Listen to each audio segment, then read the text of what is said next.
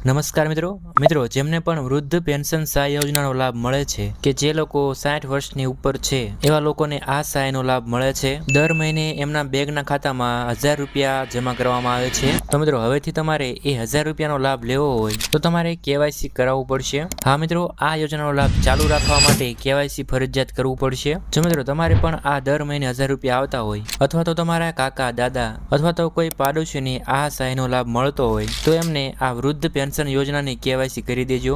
તમારા મોબાઈલથી જ 5 મિનિટમાં જ આ કામ થઈ શકે છે। આ કેવાયસી કરવા માટે લાભાર્થીનું આધાર કાર્ડ જોઈશે અને ઓટીપી માટે મોબાઈલ નંબર જોઈશે અને લાભાર્થી પોતે રૂબરૂ હોવા જોઈએ, કેમ કે એનું કેવાયસી ફેસ ઓથેન્ટિકેશનથી થશે, એટલે કે એનો ચહેરો સ્કેન કરવાનો થશે। તો ચાલો જોઈએ મોબાઈલની સ્ક્રીન ઉપર।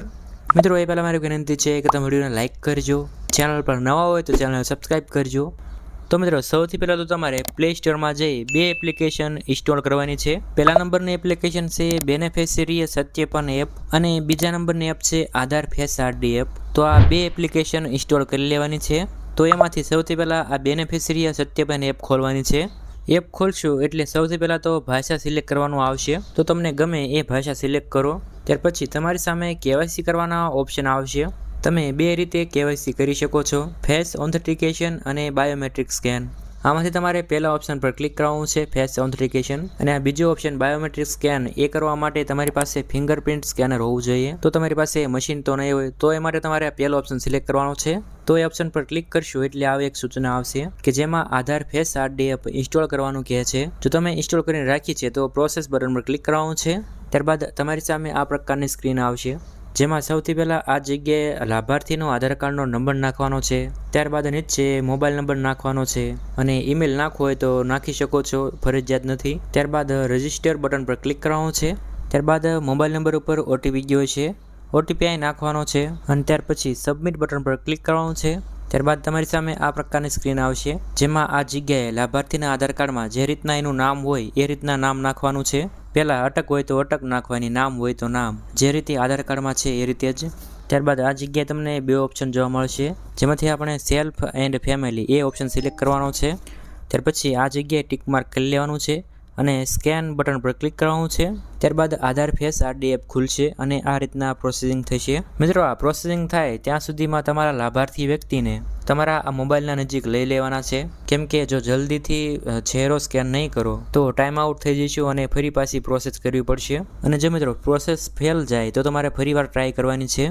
તો પ્રોસેસ થયા બાદ આ પ્રકારની એક સૂચના આવશે અને તમારે આ જગ્યાએ ટિક માર્ક કરી લેવાનું છે અને ત્યાર પછી પ્રોસેસ બટન પર ક્લિક કરવાનું છે। તો ત્યાર પછી તમારા મોબાઈલનો આગળનો કેમેરો ખુલી જશે। આ ગોળ સર્કલ છે એમાં લાભાર્થીનો ચહેરો લાવવાનો છે અને જ્યારે આ લીલા કલરનું સર્કલ થઈ જાય ત્યારે આંખોને બ્લિંક કરવાની છે, એટલે કે આંખોને ખોલીને બંધ કરવાની। વારંવાર એવું કરતું રહેવાનું છે જ્યાં સુધી આ ફોટો પડી ન જાય ત્યાં સુધી। ફોટો કેપ્ચર થઈ જાય એટલે આ પ્રકારની પ્રોસેસિંગ થશે। જો ન થાય તો તમારે બીજી વાર ટ્રાય કરવાની છે।